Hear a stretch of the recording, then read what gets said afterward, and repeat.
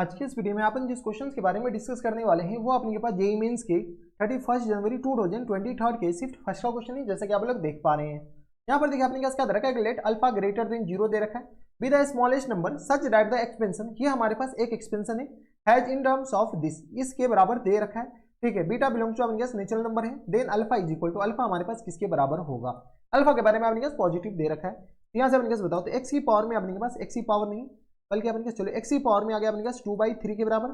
Plus अपने पास 2 upon में x Q के बराबर दे रखा है और इन पूरी की पावर में 30 के बराबर दे रखा है। और हमारे पास क्या कर रहा है कि smallest number of the expansion of the this, यहाँ से अपने पास इसका जो smallest number of the such expansion है वो अपने पास किसके बराबर है, तो वो इसके बराबर है। चलो थोड़ा सा अपने पास हर एक मर्ज का एक ही इलाज,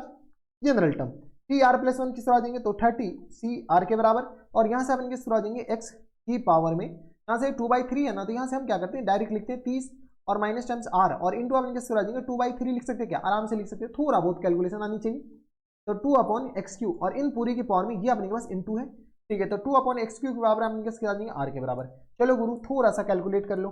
तो यह अपने पास 30 सी आर के बराबर और यहाँ से अपन किस आ जाएंगे तो 2 की पावर में आर के बराबर, एक्स की पावर में आ गया अपने पास किस बराबर,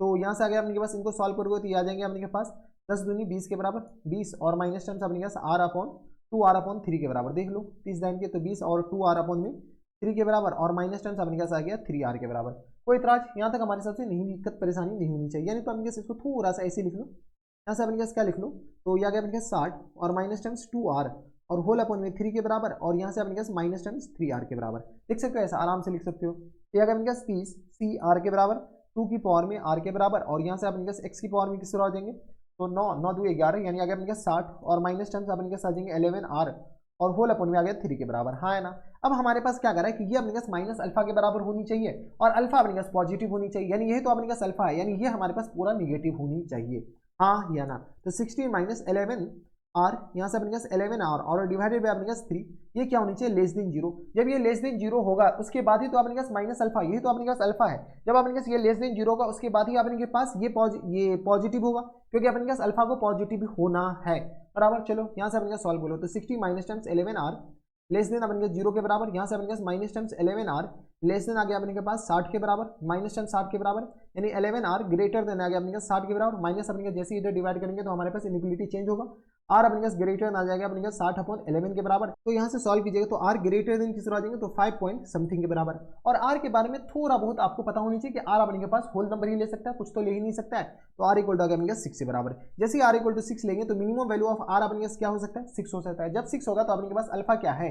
अल्फा अपने पास बताओ, अल्फा इक्वल टू अपने पास बताओ, यहाँ से आ गया अपने पास 60 और माइनस टर्म्स 11 इंटू 6 के बराबर और होल अपॉन में आ गया अपने पास 3 के बराबर, यहाँ से अपने पास इसी को तो माइनस अल्फा बोल रखा है, तो ये आ गया अपने पास माइनस टाइम्स, यहाँ से बताओ तो माइनस टाइम्स 11 6 66, तो ये आ गया अपने के पास माइनस 66, तो यहाँ से अपने पास डायरेक्ट ये 6 लिख दे और होल अपॉन में 3 के बराबर, यानी आ गया अपने के पास अल्फा इक्वल टू आ गया 2 के बराबर। कोई इतराज यहाँ तक हमारे हिसाब से कोई दिक्कत परेशानी नहीं होनी चाहिए, तो alpha is the 2 our correct answer. कोई इतराज यहाँ तक अगर कोई दिक्कत परेशानी है तो आप हमें नीचे कमेंट करके बता सकते हैं। तो बस इतना इस वीडियो में, अगर आपको हमारे पढ़ाने का तरीका सही लग रहा हो तो प्लीज इस वीडियो को लाइक कर दीजिएगा, साथ में चैनल भी सब्सक्राइब कर लीजिएगा ताकि ऐसे इंटरेस्टिंग आपको फ्यूचर में भी मिलती रहे। तो बस नेक्स्ट वीडियो में मैं आपसे मिलता हूं नेक्स्ट वीडियो में, तब तक के लिए stay happy stay healthy and good bye.